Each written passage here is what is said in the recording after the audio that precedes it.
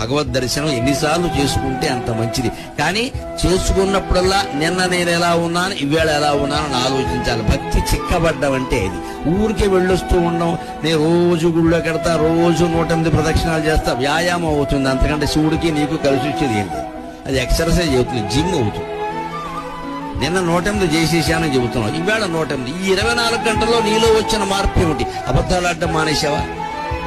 కొన్ని గొప్పలు చెప్పడం మానేసావా? వాస్తవాలు చెప్పు, గొప్పలు చెప్పు, లేనివి చెప్పు, అతిశయోక్తులు చెప్పు.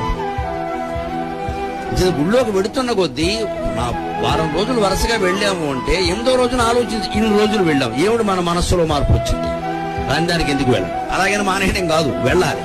కానీ మార్పు వస్తుందో లేదో చూసుకోవాలి. మార్పు కోసం వెళ్ళాలండి. ఇది ఊరికే దక్షిణ లేచి వెనక్కి వచ్చేయడానికి కాదు. అప్పుడు మన మనసులో గొప్ప చైతన్యం కలుగుతుంది.